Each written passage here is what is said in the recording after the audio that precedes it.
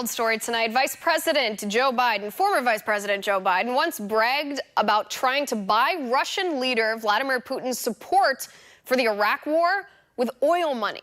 This, according to a report from the Washington Free Beacon. This revelation happened during a 2004 event where Biden criticized then-President George W. Bush for not uniting the nations of the world after the 9/11 terror attacks on our country. According to Biden, he and an unnamed Republican senator proposed giving Putin all the proceeds of seized Iraqi oil in exchange for Putin's support of the war. Ultimately, the Bush administration wouldn't even hear of such a nutty plan.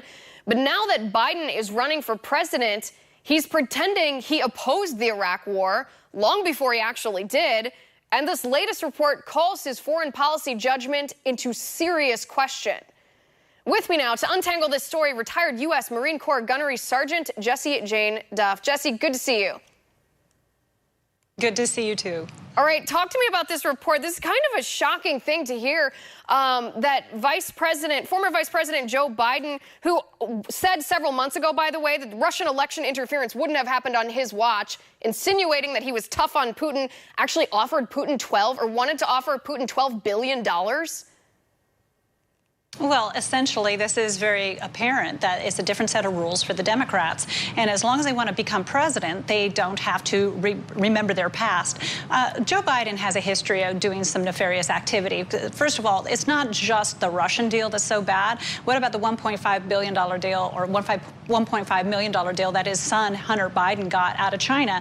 And now he's running around in Iowa saying, come on, folks, they're not really a threat. They are really good people. They don't mean anything to us. Yes, because your hand has been in their pockets. So now he's trying to be Mr. Tough Guy with Russia, and I find it laughable because he was ready to get in bed with them when the United States was saying, excuse me, they're not a NATO ally. Why would we enable them with more oil, with all the problems that we're having with the Ukraine and every other Eastern European country right now, and then we're going to empower Russia based on the backs of our soldiers? What are we doing here? You know, how many Americans died over there trying to get rid of ISIS? How many to get rid of Al-Qaeda? How many to get rid of even now still the Taliban? Here it is, the anniversary of 9/11, and yet he was trying to do a sleazy deal with Russia and now is throwing mud at President Trump. You know, there's an old saying, when you're throwing mud, some of it's going to stick to your hand. Right. Well, I mean, it really is shocking. People think of him as just, oh, Uncle Joe and his gaffes, creepy Uncle Joe and his hugging. But really, if you look at his history, you're absolutely right. He has shady business deals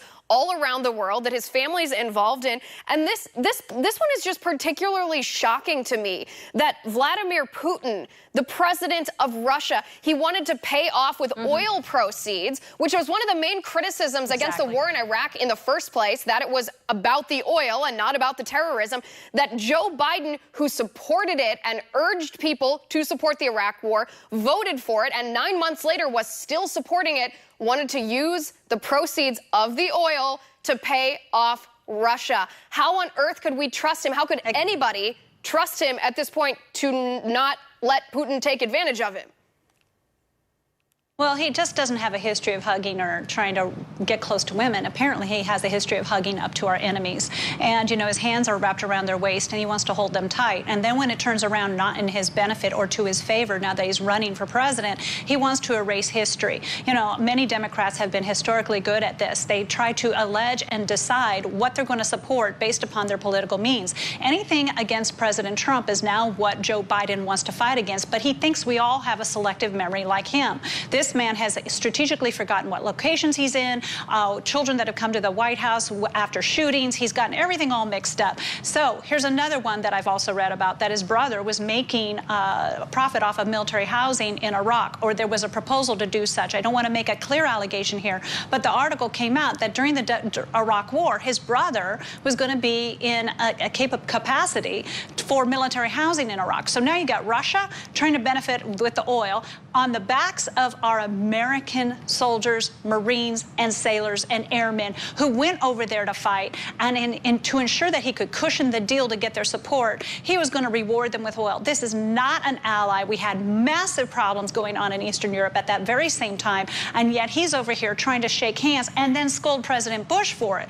Now you're going to come back and talk to the president, or down-talk our president, President Trump, and try to suggest that he's in bed with all of these people. Joe, you need to figure out what bed you last slept in. in because you seem to keep forgetting. Right. And it's one of the really critical parts of this story, too, is the Bush administration at the time wouldn't even hear of Joe Biden's plan. Even though Biden had talked to Putin, they wouldn't even allow it to get to the desk of the president because it was so insane, so ridiculous, and so dangerous. And now this man, Joe Biden, wants to be our president. No, thank you. I'm glad that we know the truth about him. And honestly, I've said this for quite some time now. I think one of the reasons that he's even leading in the polls or close to leading in the polls on the Democratic side is just because of his name recognition. It's not because the majority of people want him to be in office.